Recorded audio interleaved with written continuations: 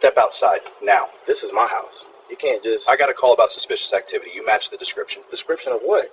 I'm standing in my own doorway. Dude, I'm not doing a debate. You standing in a doorway like this, that's the call.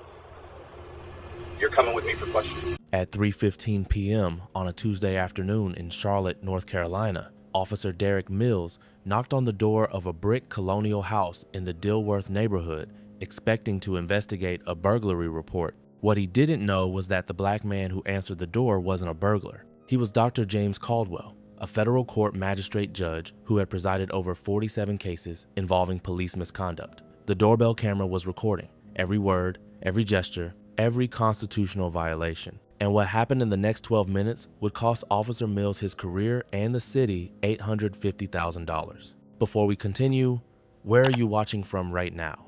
Drop your location in the comments. And if you think homeowners deserve protection from harassment in their own homes, smash that subscribe button because this story is about to get wild. The house at 1227 Worthington Avenue had belonged to James Caldwell for 8 years. He'd bought it after his confirmation as a federal magistrate judge for the Western District of North Carolina. At 46 years old, James had spent his entire career in the legal system. Bachelor's degree from Morehouse, law degree from Yale, clerk for a federal appeals court judge, 12 years as a federal prosecutor in the U.S. Attorney's Office, then appointment to the magistrate bench at 38. As a magistrate judge, James handled preliminary proceedings in federal cases, search warrants, arrest warrants, initial appearances, detention hearings. He reviewed thousands of warrant applications. He'd denied hundreds that lacked probable cause, and he'd presided over dozens of cases where citizens sued police for constitutional violations. James knew the Fourth Amendment better than most law professors. He understood reasonable suspicion versus probable cause. He could recite case law on unlawful detention, illegal searches, and qualified immunity. He'd written judicial opinions that became required reading in police training academies. The Dilworth neighborhood where James lived was one of Charlotte's oldest and most desirable areas. Tree-lined streets, historic homes, professionals, families, doctors, lawyers, executives. The neighborhood was diverse but predominantly white. James was one of 3 black homeowners on his street. That Tuesday afternoon, James had taken the day off. No court, no hearings, just home maintenance and yard work. He'd spent the morning trimming hedges and pulling weeds. He had changed into a Duke University t-shirt and jeans, both grass-stained and dirty. He was sweaty, tired, and looking forward to a shower. At 3 p.m., his doorbell rang. James walked to the front door and opened it. Through the glass storm door, he saw a police officer standing on his porch. The officer was white, early 30s, hand resting on his duty belt. James felt his stomach tighten. He'd seen this scenario play out too many times in his courtroom. What James didn't immediately remember was that 6 months ago, he'd installed a Ring doorbell camera, video recording with audio, cloud storage, motion detection. The camera that would document everything was already running. Officer Derek Mills had been with the Charlotte-Mecklenburg Police Department for 7 years. He'd grown up in a small town 2 hours west of Charlotte, in a community that was 96% white. He'd joined the police force with conventional ideas about who belonged in upscale neighborhoods and who didn't. His record showed problems. 9 complaints over 7 years. Most involved stops of black individuals in predominantly white neighborhoods. Accusations of racial profiling. Demands for identification without reasonable suspicion. Threats of arrest for questioning his authority. Only 1 complaint had been sustained, resulting in a written warning that hadn't changed his behavior. Mills had been dispatched to Worthington Avenue following a 911 call from a neighbor 3 houses down. The caller, a 72-year-old white woman named Patricia Berkeley, had reported seeing a suspicious black male going into the side yard of 1227 Worthington. She described him as wearing work clothes and acting like he was casing the house. She'd never seen him before and assumed he didn't belong there. What Patricia Berkeley didn't know was that the suspicious black male was her neighbor, James Caldwell, who lived there, doing yard work at his own home. Mills had responded to the call with an assumption already formed in his mind. Black male, upscale neighborhood, suspicious activity. In his experience, that meant crime. He'd made 23 similar stops in the past 2 years. None had resulted in actual arrests for burglary. Most had resulted in embarrassed apologies when he'd realized the suspicious person actually lived there. But Mills never learned. Every time, his assumptions reset to the same racist default. James looked through the storm door at the officer. "Can I help you, officer?" Mills didn't smile, didn't introduce himself, just launched into his script. Step outside, now.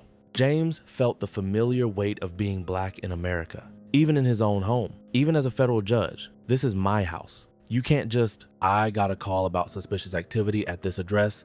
You match the description. James made a decision. He would assert his rights clearly and calmly, the same way he instructed citizens to do in his courtroom. Description of what? I'm standing in my own doorway. Mills's jaw tightened. Most people complied immediately when he gave orders. This was already not going the way he expected. Dude, I'm not doing a debate. You standing in a doorway like this? That's the call. You're coming with me for questioning. Officer, I'm the homeowner. I live here. If you have questions, you can ask them while I'm standing in my doorway. I'm not required to step outside. Someone called in a report about a suspicious person at this address. You match the description. I need to verify your identity. What description specifically? Black male, work clothes, acting suspicious. James almost laughed. I'm a black male in work clothes because I was doing yard work at my own house. That's not suspicious.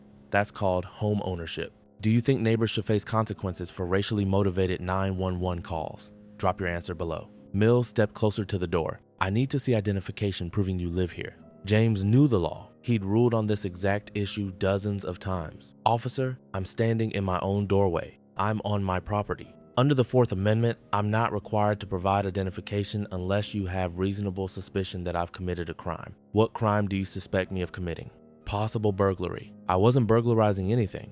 I was trimming my hedges. You can see the hedge clippers on the porch right behind you. Mills glanced back. There were indeed hedge clippers on a small table on the porch, along with gardening gloves and a water bottle. The tableau of someone doing yard work, but Mills had committed to his assumption. Anyone could have left those there. I still need to verify you live here. And I'm telling you, I do. My name is James Caldwell. I've lived at this address for 8 years. I'm a federal magistrate judge for the Western District of North Carolina. And you are violating my Fourth Amendment rights by demanding identification without reasonable suspicion of criminal activity. Mills froze. Federal judge. Those words should have ended the encounter immediately. They didn't. If you're a judge, you'll understand I'm just doing my job. I received a call and I need to investigate. Your job doesn't include detaining citizens in their own homes without cause. You received a call from someone who saw a black man in this neighborhood and assumed he was a criminal. That's not reasonable suspicion. That's racial bias. And if you continue this detention, you're participating in that bias. Mills felt his authority being challenged. His training said to de-escalate. His ego said to assert control. He chose ego. Sir, I'm going to ask you one more time. Step outside and provide identification. And I'm going to tell you one more time. No, I am under no legal obligation to comply with your unlawful order. I am standing in my own home. I have committed no crime. You have no reasonable suspicion. You have no probable cause. And every second you continue this encounter is a constitutional violation that will be documented in the federal lawsuit I'm already mentally drafting. Are you threatening me? I am explaining the law to you. The same law I enforce from the bench every day. Now, what's your badge number? Mills's hand moved toward his handcuffs. I'm not giving you anything until you cooperate with this investigation. Investigation of what? I've already told you who I am, that I live here, and that I was doing yard work. What exactly are you investigating that requires further detention? Your attitude is making me suspicious. James felt anger rising but kept his voice level. My attitude is asserting my constitutional rights. If that makes you suspicious, you need more training on the Constitution. What's your name and badge number? Officer Mills, badge 3782. Officer Mills, badge 3782. I'm documenting this. And you need to know that everything you're doing right now is being recorded by my doorbell camera. Every word, every gesture, every violation of my rights. Mills glanced up. There, above the door, was the Ring camera. Lens pointed directly at him, red light indicating it was active. His face went pale. That doesn't change anything. I still have the right to investigate. You have the right to investigate actual crimes. You don't have the right to harass homeowners based on racist 911 calls. Now, are you going to leave my property or are you going to continue violating my rights on video? Mills made the worst decision of his career. Turn around and put your hands behind your back. James stared at him through the storm door. You're arresting me? You're being detained for obstruction and refusing to cooperate with a law enforcement investigation. I'm standing in my own home asserting my constitutional rights. That's not obstruction. That's the First and Fourth Amendments. And you're about to arrest a federal judge for exercising his rights in his own doorway.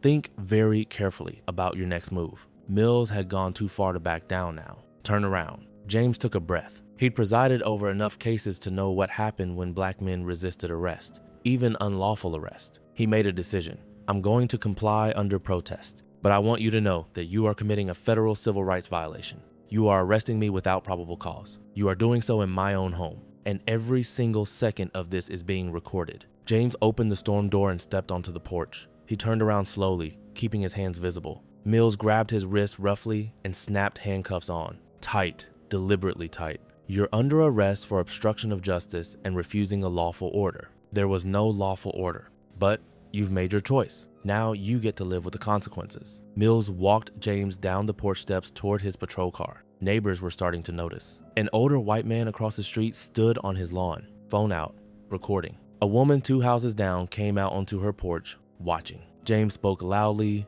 for the neighbors and for the recording.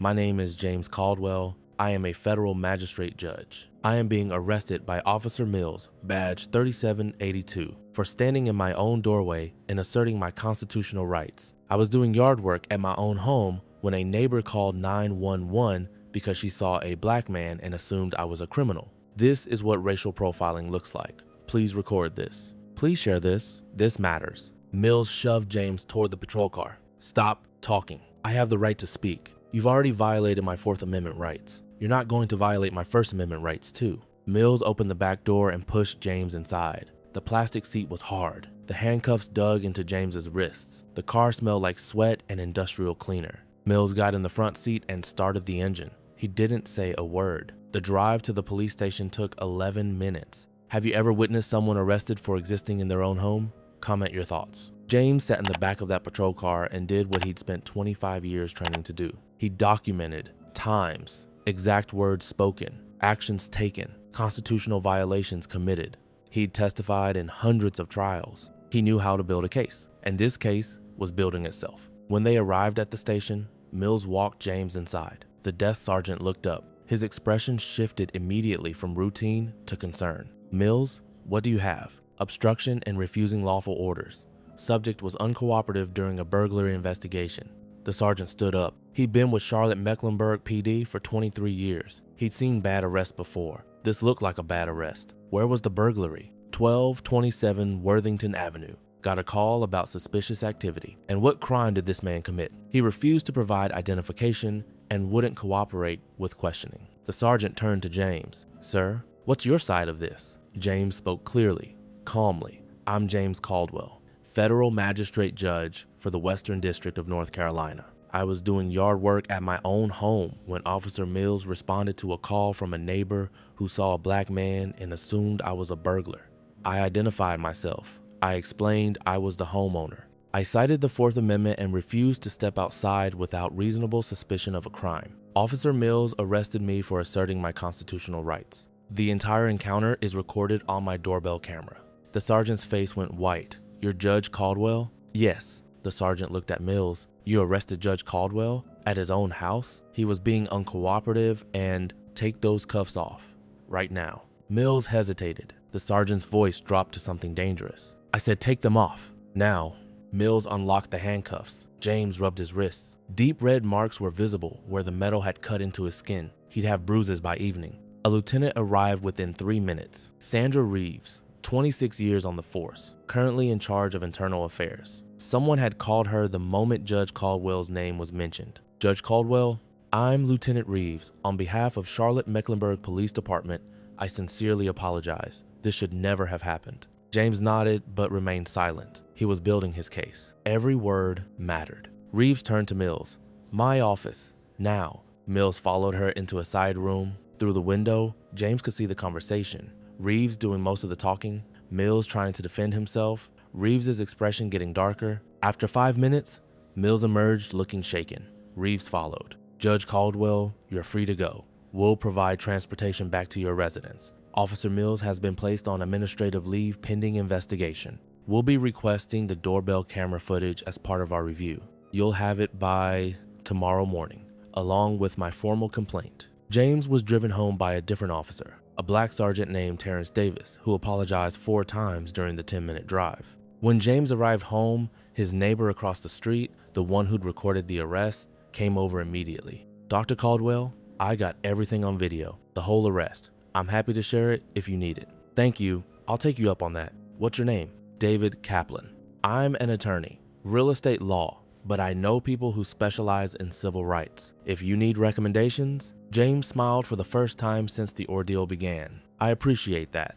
I think I can handle the legal side, but thank you for recording. That matters. By 6 p.m., James had downloaded the Ring doorbell footage, 12 minutes of clear video and audio. Every word Mills had said, every constitutional violation, every moment of the unlawful detention and arrest. He watched it 3 times, making notes. Then he began drafting his complaint. By 8 p.m., the story had leaked. Local news had picked it up. Federal judge arrested at his own home.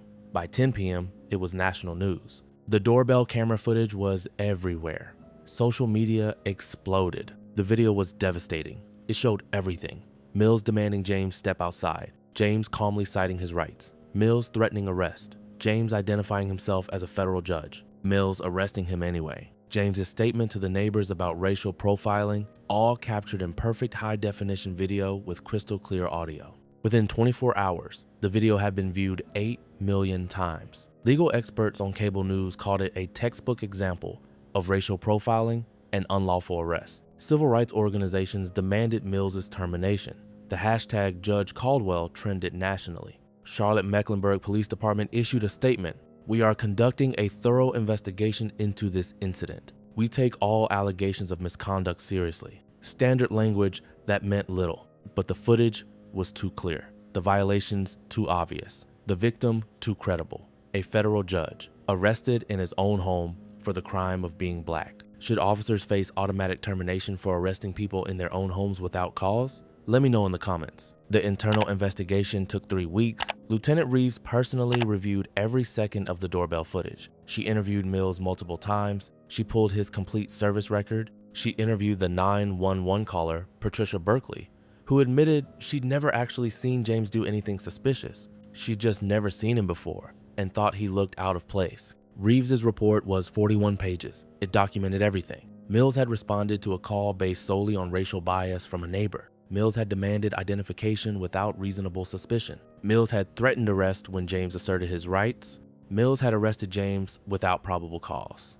Mills had done all of this to a federal judge, standing in his own doorway doing nothing wrong. The report also revealed Mills's pattern. 23 similar stops over 2 years, all in predominantly white neighborhoods, all involving black individuals. Only one had resulted in an actual arrest, later dismissed. The pattern was clear and undeniable. Charlotte Mecklenburg Police Department terminated Officer Derek Mills 4 weeks after the incident. The termination letter was damning. Officer Mills engaged in racial profiling, violated departmental policy, arrested a citizen without probable cause, and brought disrepute to the department. His employment is terminated immediately. Mills tried to appeal through his union. The union reviewed the doorbell footage and withdrew their support. The appeal was denied within a week. Mills's law enforcement career was over at 34 years old. But the consequences extended beyond Mills. The 911 caller, Patricia Berkeley, was identified in news reports. She became the face of racist neighbors who weaponized police against black people.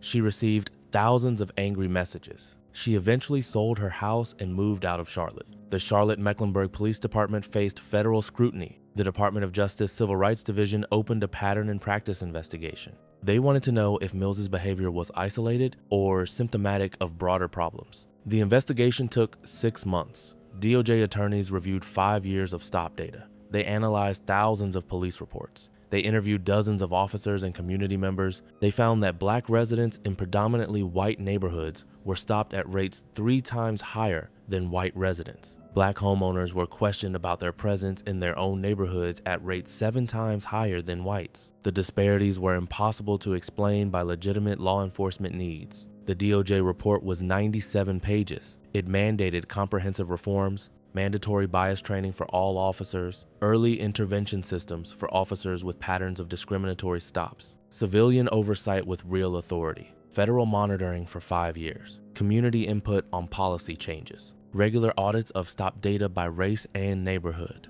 James filed a federal civil rights lawsuit against Mills, Patricia Berkeley, and the city of Charlotte. The lawsuit alleged unlawful detention, false arrest, violation of Fourth Amendment rights, racial profiling, and intentional infliction of emotional distress. He sought compensatory damages, punitive damages, and policy reforms. The city's attorneys reviewed the doorbell footage and advised immediate settlement. The case was indefensible. A federal judge, arrested in his own home for doing yard work while black, all on video. No jury would side with the defendant. The case settled 9 months later. $850,000 paid to James Caldwell. Patricia Berkeley's homeowner's insurance paid an additional $100,000. James donated the entire settlement to organizations working on police reform and racial justice. But James wanted more than money. He wanted systemic change. He used his platform as a federal judge to speak out. He gave interviews to national media. He wrote an op-ed for the New York Times titled, "I'm a federal judge. Police arrested me in my own home. This is how we fix it." The op-ed went viral. James proposed specific reforms: ban on arrests for obstruction of justice when the only obstruction is asserting constitutional rights, mandatory recording of all police-citizen encounters, civilian oversight boards with subpoena power, personal liability for officers who make arrests without probable cause, federal database of officers terminated for misconduct, community input on police hiring and promotion. Several of his proposals were adopted by police departments across the country. His op-ed became required reading in police academies and law schools. The doorbell footage became a training video on how not to conduct a welfare check or investigative stop. Derek Mills never worked in law enforcement again. He was added to the National Decertification Index, preventing him from getting hired by another department. He left North Carolina. Last anyone heard, he was working warehouse jobs and still insisting he'd done nothing wrong. Patricia Berkeley gave one interview to a local news station. She claimed she'd been trying to protect the neighborhood and hadn't meant any harm.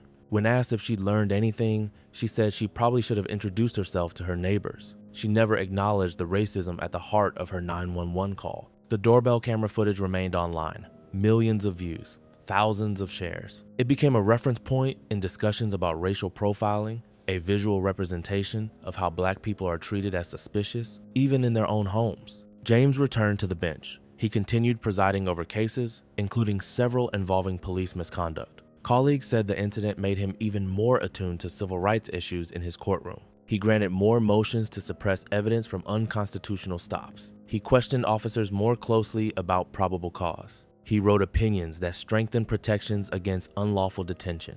In private conversations with other judges, James said the experience changed him. "I've ruled on hundreds of these cases," he told a colleague. "I thought I understood what victims experienced. But until you're standing in your own doorway being treated like a criminal for the crime of existing while black, you don't really know. That feeling of powerlessness, even when you have all the power in the world, that stays with you." The incident strengthened James in unexpected ways. He became a sought-after speaker on criminal justice reform. He testified before Congress on police accountability. He helped draft model policies for bias-free policing. He mentored young black attorneys who wanted to become judges. The Ring doorbell camera that captured everything became a symbol. James kept it installed. It's still there, still recording. A reminder that documentation matters, that evidence matters. That technology can create accountability when systems fail. Do you think doorbell cameras have changed police behavior in residential encounters? Share your thoughts. On that Tuesday afternoon at 3:15 p.m., Officer Derek Mills knocked on a door expecting to investigate a burglary. He saw a black man and assumed criminal. He ignored evidence of yard work. He dismissed identification as a federal judge. He arrested a homeowner in his own doorway, all because his bias was stronger than his training. James Caldwell did everything right. He stayed calm. He cited the law. He asserted his rights. He identified himself clearly, and he was arrested anyway. Because in that moment, to that officer, being black superseded being a federal judge. The doorbell camera captured truth. 12 minutes of footage that couldn't be disputed, couldn't be rewritten, couldn't be explained away. It showed exactly what happened when bias meets authority, when assumptions override evidence, when racism wears a badge. Mills's career ended because he couldn't imagine that the black man in work clothes might actually belong in that upscale neighborhood. He couldn't imagine that asserting constitutional rights isn't obstruction. He couldn't imagine that his badge didn't give him authority to detain citizens without cause. One 7-year career destroyed by 12 minutes of documented constitutional violations. One federal judge who turned an unlawful arrest into systemic reform. One doorbell camera that created accountability where the system had failed. The reforms that followed haven't eliminated racial profiling, but they've created mechanisms for documentation, oversight, and consequences that didn't exist before. They've shown that technology can level the playing field, that video evidence can overcome he said, she said disputes, that truth matters when it's captured on camera. James continues serving as a magistrate judge. The doorbell camera still records. The house at 1227 Worthington Avenue is still home, but there's a different awareness now. An understanding that even federal judges aren't immune to bias, that even your own doorway isn't safe if someone decides you don't belong. James installed a second camera after the incident, one covering the side yard where he'd been doing work. I shouldn't have to, he told a reporter. I shouldn't need video surveillance to prove I belong in my own home. But until we fix the systems that allow officers like Mills to act on bias, documentation is self-defense. The neighbor who called 911 that day, Patricia Berkeley, never apologized to James. She moved away rather than face the community's judgment. But her 911 call is now used in training to show dispatchers and officers how to recognize bias-based calls and how to question them rather than respond blindly. What's your biggest takeaway from this story? Have you ever been treated as suspicious in a place where you belonged? Drop your thoughts in the comments. And if you believe these stories need to be told, if you think accountability starts with awareness and change starts with documentation, hit that subscribe button. We're going to keep exposing these patterns, keep demanding better, keep fighting for the homeowners, community members, and ordinary people who deserve to exist